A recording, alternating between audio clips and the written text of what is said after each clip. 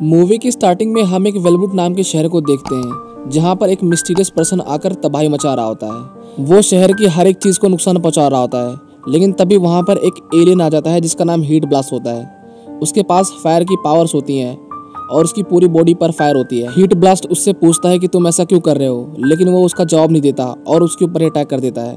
लेकिन heat blast उससे fight करता है, लेकिन तभी वहाँ पर पुलिस भी आ जाती है। लेकिन वहाँ पर बहुत से क्रीचर आ जाते हैं जो उन पुलिस वालों पर हमला करने लगते हैं, लेकिन हीट ब्लास्ट फायर की मदद से उन सभी को भगा देता है और उस आदमी को भी जलाकर राख कर देता है। उन सभी को खत्म करने के बाद हीट ब्लास्ट एक जंगल के अंदर आता है, जहाँ पर हम देखते हैं कि उसकी चेस्ट पर लगा हुआ एक डिवाइस ब्लिंक करने लगता है और कुछ देर बाद ही वो हीट ब्लास्ट एक छोटे बच्चे में बदल जाता है। उस बच्चे का नाम बेन टेनिसन था। दरअसल उसके हाथ में एक घड़ी होती है जिसका नाम ओमनीट्रिक्स होता है।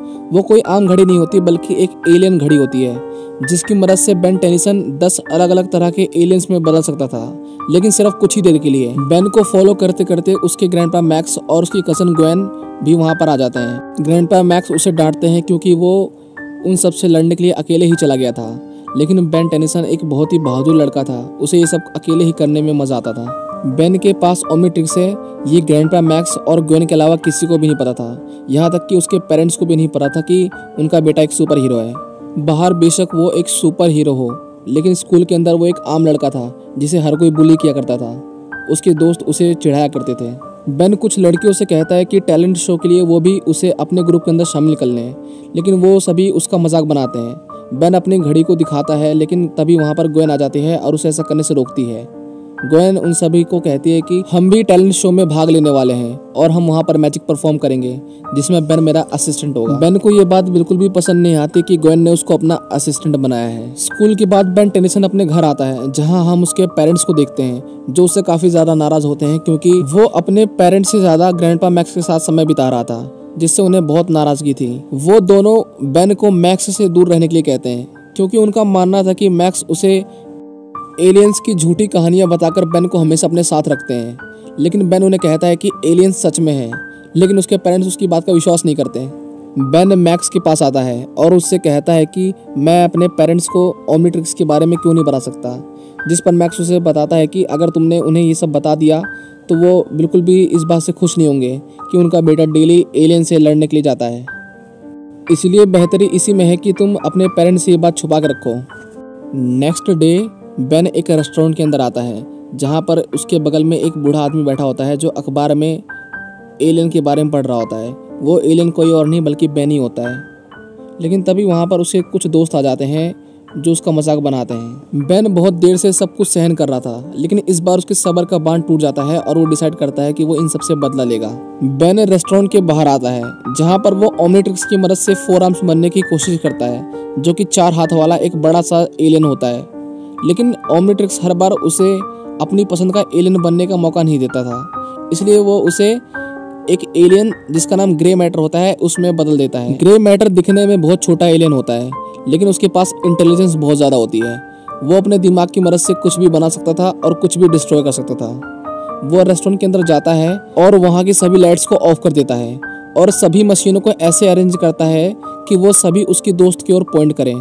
फिर जब वो लाइट्स को ऑन करता है तब सभी फूड की मशीनें सारा खाना उनके दोस्तों के ऊपर फेंकने लगती हैं, जिसकी वजह से रेस्टोरेंट के अंदर उनका मजाक बन जाता है। बेन जो अब काफ़ी खुश था ग्वेन के पास आता है। ग्वेन लैपटॉप के ऊपर कुछ काम कर रही होती है, लेकिन तभी वो लैपटॉप में एक फ़ोटो के अंदर कुछ स्ट्रेंज सा देखती है। जब वो उस इमेज को क्लीन करती है तब वो पाती है कि ये वही एलियन है जिसे बेन ने कुछ समय पहले हराया था। लेकिन बेन उसे कहता है कि ये तो मर चुका है। लेकिन तभी वहाँ पर ग्रैंडपा मैक्स आ जाते हैं जो उसे पहचान जाते हैं। वो बेन को बताते हैं कि इसका नाम इयोन है। ये धरती पर आया हुआ सबसे पहले एलियन है जो लगभग 200 साल पहले आया था। इसके पास एक टाइम मशीन भी थी जिसकी मदद से ये बहुत तबाही मचा रहा था, लेकिन प्लम्बर्स ने इसे पकड़कर कैद कर लिया। लेकिन क्योंकि इयोन अब इस फोटो के अंदर दिख रहा है, इसका मतलब ये है कि वो तुम्हारी सच्चाई को जानता है। अगले दिन वो सभी प्लम्बर्स हेडक्वार्टर में आते हैं। बाहर से दिखने पर तो सब कुछ सही लग रहा था, लेकिन जब वो लोग अंदर जाते हैं तब देखते हैं कि वहाँ पर पूरी तरह से चीज़ें तबाह हो चुकी हैं। वहाँ पर देखभाल करने वाला प्लम्बर अब पूरी तरह से बूढ़ा हो चुका है, जिसे इयोन ने अपनी टाइम मशीन से बूढ़ा कर दिया था। लेकिन वो प्लम्बर अभी भी जिंदा होता है। वो मैक्स को कहता है कि ये सब इयोन ने किया है और वो बेन की सच्चाई को जानता है, इसलिए तुम्हें उसे जल्द से जल्द रोकना पड़ेगा। फिर वो सभी एक हार्डवेयर स्टोर पे आते हैं जहाँ पर बेन उनसे पूछता है कि हम लोग यहाँ पर क्या कर रहे हैं, हमें तो इयोन को रोकना चाहिए। लेकिन ग्रैंडपा मैक्स उसे कहते हैं कि यहाँ पर सभी प्लम्बर्स रहते हैं, हमें उनकी मदद चाहिए होगी।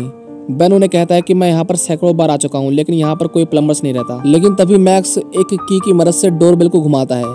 तभी वहाँ पर एक सीक्रेट डोर आ जाता है जो उन्हें नीचे की ओर लेके जाता है। जब बेन सभी प्लम्बर से मिलता है तब वो शॉक हो जाता है क्योंकि वो प्लम्बर्स कोई और नहीं बल्कि उसके आसपास के लोग ही थे जो अपनी पहचान को छुपा कर रहते थे।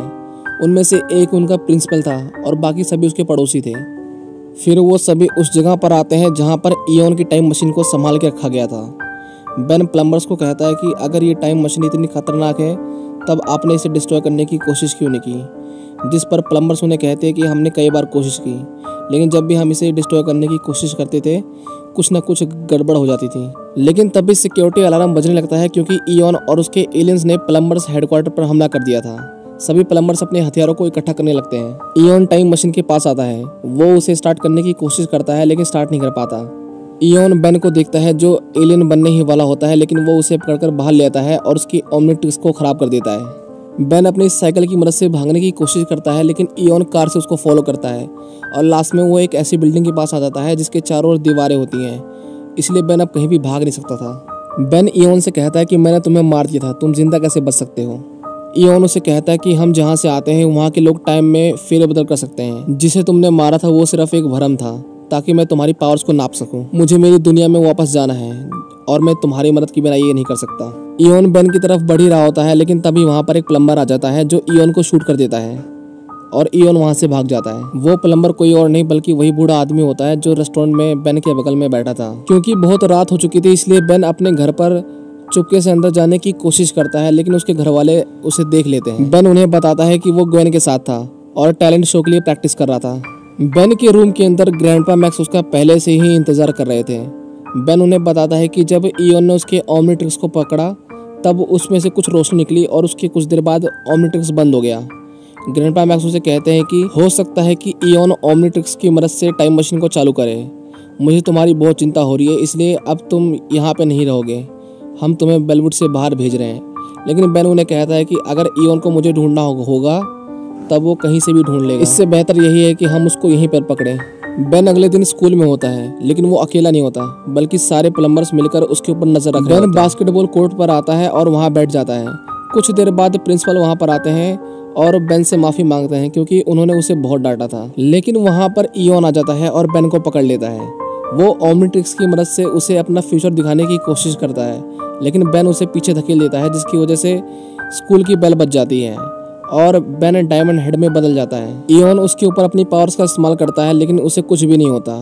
लेकिन तभी बेन को रियलाइज होता है कि जब स्कूल की बेल बजती है तो सभी बच्चे बास्केटबॉल कोर्ट में इकट्ठा होते हैं और अगर उन्हें पता चला कि बेन ही डायमंड हेड है तब उसका राज सबके सामने खुल जाएगा, इसलिए वो जल्दी से वहाँ के बाथरूम में छिप जाता है। ग्रैंडपा मैक्स और बेन इयोन को पकड़ने का प्लान बना रहे होते हैं लेकिन तभी वहाँ पर इयोन आ जाता है और उनकी वैन को ब्लास्ट कर देता है। इयोन और उसके एलियन तीनों को पकड़कर प्लम्बर्स हेडक्वार्टर में ले आते हैं जहाँ पर वो सभी उन्हें बांध देते हैं। इयोन बेन से पूछता है कि क्या तुम्हें पता है कि ओमनिट्रिक्स सिर्फ तुम्हें 10 मिनट के लिए ही एलियन क्यों बनाता है, ताकि ओमनिट्रिक्स में फंसे एलियन डीएनए तुम पर हावी ना हो सके। हम यूनिवर्स के सबसे ताकतवर जीवों में से एक थे लेकिन हम इतने ताकतवर हो गए कि हमने खुद को ही तबाह कर दिया और अब मैं इस टाइम मशीन की मदद से अपने लोगों को दोबारा जिंदा करूंगा, लेकिन इसके लिए मुझे तुम्हारा ढूंढना ज़रूरी था। इसलिए पिछले 200 सालों से मैं उस बेन को ढूंढने की कोशिश कर रहा था जिसके पास ओमनिट्रिक्स हो, लेकिन समय में लगाई गई हर छलांग के दौरान मेरा शरीर कमज़ोर होता गया और अब मैं इतना कमज़ोर हो चुका हूँ कि मैं इस मशीन को अपने आप ही चालू नहीं कर सकता। लेकिन अब फाइनली मैं अपने डीएनए को तुम्हारे ओमनिट्रिक्स में डालूंगा और तुम इयोन बन जाओगे हमेशा हमेशा के लिए।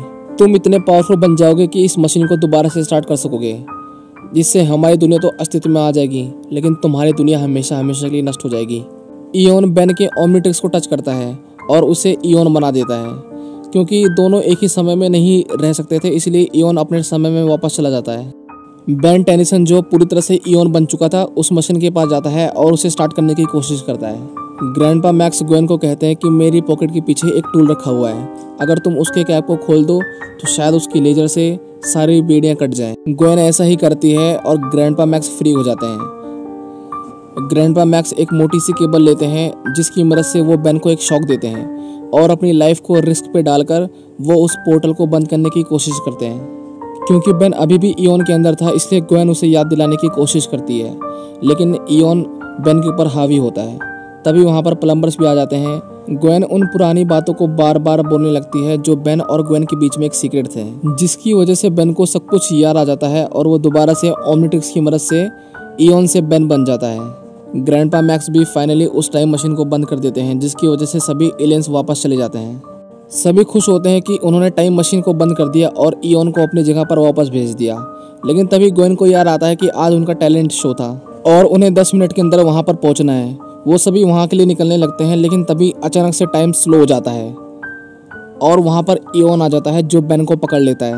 वो बेन को उठाकर दीवार की ओर फेंक देता है, लेकिन इससे पहले बेन दीवार से टकराता बेन एक एलियन में बदल जाता है जिसका नाम वाइल्ड मट होता है। इयोन वाइल्ड मट पे अटैक करता रहता है, लेकिन वाइल्ड मट इतना फुर्तीला होता है कि वो हमेशा उसके वार से बच जाता है। लास्ट में वाइल्ड मट इयोन को उठाकर उस टाइम मशीन के अंदर फेंक देता है, जिसकी वजह से टाइम मशीन और इयोन दोनों ही खत्म हो जाते हैं। समय रहते बेन और ग्वेन टैलेंट शो में पहुंच जाते हैं, लेकिन बेन का ओमनिट्रिक्स डिस्चार्ज नहीं हुआ था जिसकी वजह से वो अभी भी वाइल्ड मट के अवतार में था।